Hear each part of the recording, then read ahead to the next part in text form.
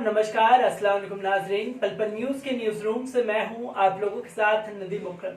हम देश में लगातार देख रहे हैं कि इस्लामोफोबिया का जिक्र किया जा रहा है। लगातार तमाम मुस्लिम देश जो हैं वो ये कह रहे हैं कि भारत में इस्लामोफोबिया बढ़ गया है, मुसलमानों को निशाना बनाया जा रहा है, मुसलमानों को टारगेट किया जा रहा है। मुसलमानों के साथ आए दिन मॉब लिंचिंग की खबरें सामने आती हैं, तो अब उन्हीं को कोरोना फैलाने के जिम्मेदार ठहरा करके उनके परिवारों को मारने की धमकी दी जा रही है।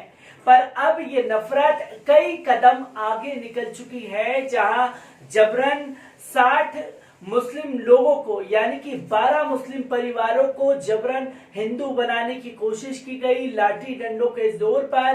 पहले दिलशाद जो हरियाणा के हरिवल नगर के रहने वाले हैं, सोनीपत में ये गांव है, महज संसद से 40 किलोमीटर की दूरी पर ये गांव है और वहां ये घटना घटती है। क्या है पूरा मामला, इसके बारे में मैं बात करूंगा, पर इससे पहले आप लोगों से एक अपील करना चाहता हूं कि चैनल को आप लोग ज्यादा से ज्यादा सब्सक्राइब कर लीजिए, क्योंकि अब तमाम फिरका परस्त ताकतें चैनल को निशाना बनाने पर तुल चुकी हैं। जहां 18 लाख सब्सक्राइबर हैं, 8 लाख लोगों के पास नोटिफिकेशन जा रहे हैं। तमाम तरीके से BJP IT cell mass reporting कर रहा है और चैनल को खत्म करने की साजिशें रच रहा है। तो अब चैनल को बचाना भी आप लोगों की जिम्मेदारी है। बस इसी तरीके से बचाया जा सकता है कि ज्यादा से ज्यादा आप लोग चैनल के साथ जुड़िए और चैनल को बचाने की इस मुहिम में हम लोगों का साथ दीजिए।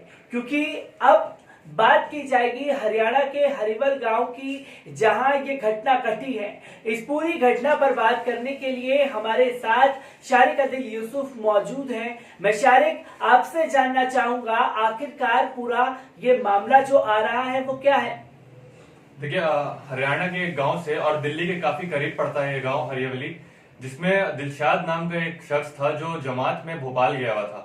और भोपाल से 15 दिन की या कुछ समय वहां बिताने के बाद वो जब वापस आए तो उन्होंने रास्ते भर में कुछ ना तो खाया था और ना पिया था। लेकिन उनके वापस आते ही उनके गांव के सभी लोगों ने उनको पकड़ के एक जगह इकट्ठा किया और उनको वहां पे पीटना शुरू कर दिया।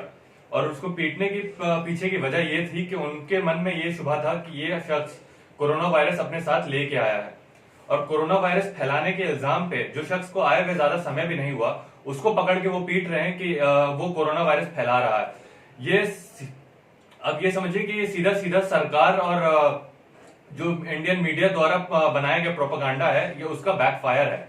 मतलब एक गांव में रहते हुए लोग किसी शख्स को पकड़ के उसको पीट रहे हैं और उसके बाद लाइटर से उसकी दाढ़ी जला दी गई, उसको लगातार पीटा गया और उसको जबरदस्ती उसको कंपेल किया गया कि तुम कलमा छोड़ दो, तुम इस्लाम छोड़ दो और तुम हिंदू बन के हमारे साथ अगर रहो तो हम तुम्हारे साथ पीसफुली रहेंगे।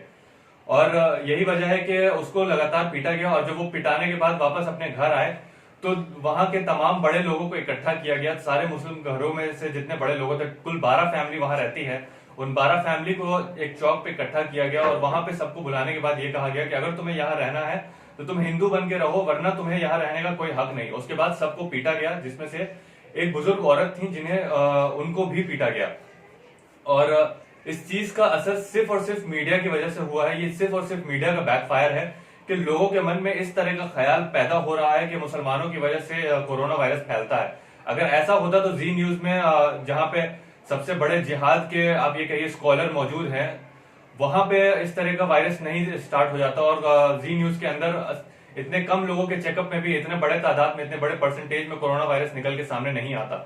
तो ये सिर्फ मीडिया का प्रोपेगेंडा का बैकफायर है जो इस तरीके से निकल के इस तरह की जगहों पे नजर आ रहा है। और ये एक मामला है और ऐसे ही कई मामले लगातार निकल के सामने आते रहेंगे और उन्हें रोकने का काम और उन्हें रोकने की रिस्पॉन्सिबिलिटी भी सेम इसी मीडिया की है।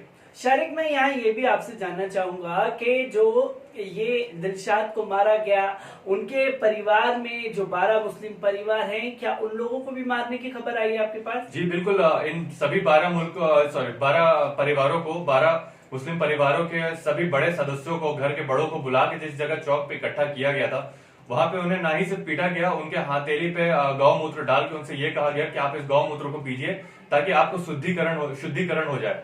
तो ये शुद्धिकरण किस तरह का है? ये आप एक तरीके से समझिए कि हिंदुइज्म का जितना भी पार्ट आज तक पढ़ा है मैंने, और जितनी भी चीजें हिंदुइज्म से रिलेटेड पढ़ी है उस सब में अहिंसा का दिखाया गया है, अहिंसा को बढ़ावा दिया गया है। और यहाँ पे आप हिंसा का इस्तेमाल करके आप एक आइडियोलॉजी को आगे बढ़ाने की कोशिश करते हैं, वो भी किस चीज की, जो आप जिस धर्म की शुरुआत और जिस धर्म की नींव आप रखते हैं अहिंसा से, आप उसकी शुरुआत आप अपने किसी गांव में आप हिंसा के जोर पे कर रहे हैं, तो ये कितनी गलत बात है, खुद सोचने वाली चीज है।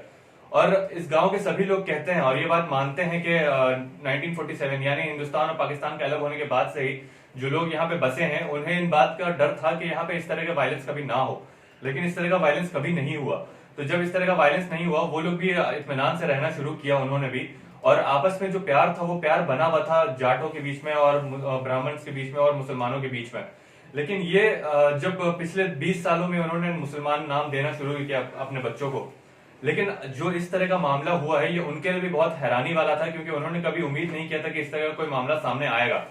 और अब जब इस तरह का मामला सामने आया है तो वहां पे रहने में उन लोगों के मन में कैसा डर होगा कि जिस गांव में वो और उनकी पीढ़ियां सालों से रहती आई हैं, अब उस गांव में उनके लिए जगह नहीं है, अब अचानक से उस गांव में बाहर वाले बन गए हैं।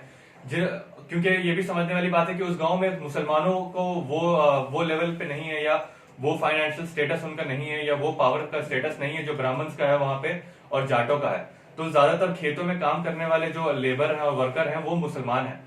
तो इस तरह का फोर्स जब दिखाया जा रहा है तो ये सिर्फ ना ही हिंदुइज्म की वजह से या मुसलमान होने की वजह से है, बल्कि ये जो इंडिया में एक नई मानसिकता जो पैदा हुई है कि पावर होने की, ये उसकी वजह से है। ये जो आप मेजोरिटिज्म का पावर जिसका आपने गुरूर लोगों के मन में डाला है, ये उसका बैकफायर भी है कि लोगों को जब आप मेजोरिटिज्म का पावर का गुरूर डालते हैं, आप किसी के मन में घमंड डालते हैं पावर होने का, तो वो बहुत गलत तरीके से निकल के सामने आता है और ये उसका एक छोटा सा रूप है।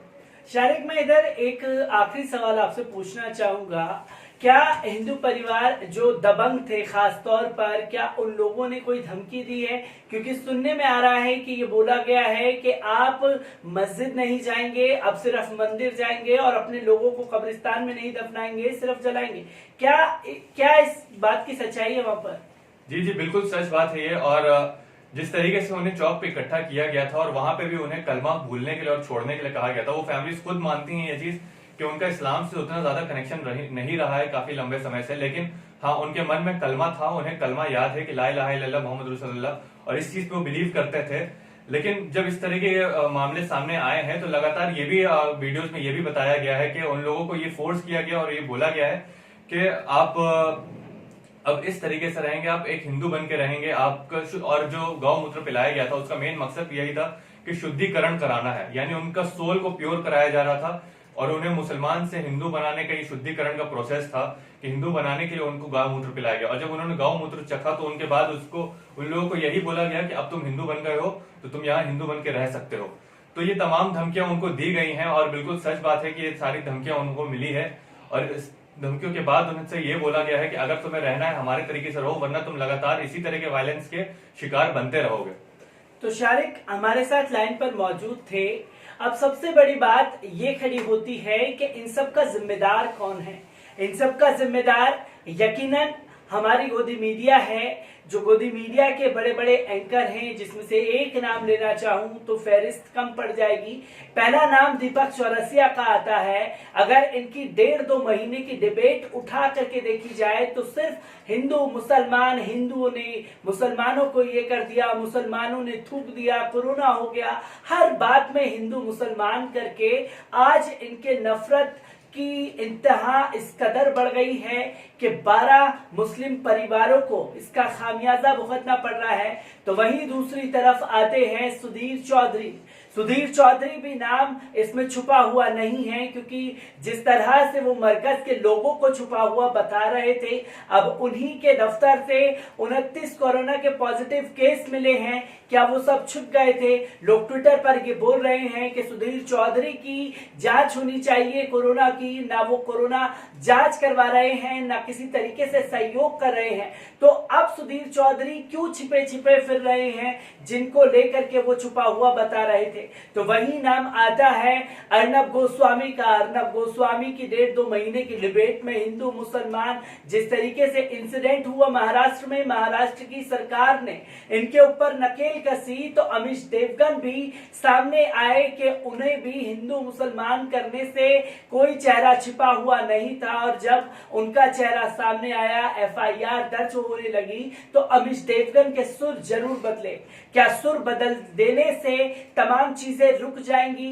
क्या 1.5-2 महीने से जो आप नफरत एक खास समुदाय के खिलाफ भर रहे थे, इन सब के जिम्मेदार ये नहीं है? अगर उन परिवारों को कुछ हो जाता है या उनके साथ कुछ कर दिया जाता है, जितना वहां गांव के, हरिवेल गांव के जो दोषी हैं, उनसे ज्यादा कई बड़े मुजरिम ये गोदी मीडिया के एंकर हैं, जिनके ऊपर नकेल कसी जानी चाहिए। आखिरकार क्यों देश के प्रधानमंत्री अभी तक खामोश हैं, जहां तमाम दुनिया ये बोल रही है कि भारत में इस्लामोफोबिया बढ़ा है। इस्लामोफोबिया इस कदर बढ़ा है कि अब मोदी सरकार को जवाब देना भारी पड़ रहा है। क्या कोई नेता अब आएगा जो घटना घटी है उसके ऊपर जुबान खोलेगा?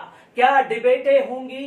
क्या लोग इसके बारे में बात करेंगे? जी नहीं। अगर आप सोच रहे हैं कि वो लोग करेंगे, तो वो लोग कुछ भी करने वाले नहीं हैं। खबरें हम ही लोगों को, आप लोगों तक पहुंचानी पड़ेगी और हम ऐसी ही हर एक खबर की जानकारी आप तक पहुंचाते रहेंगे। तब तक के लिए दीजिए हमें इजाजत। शुक्रिया।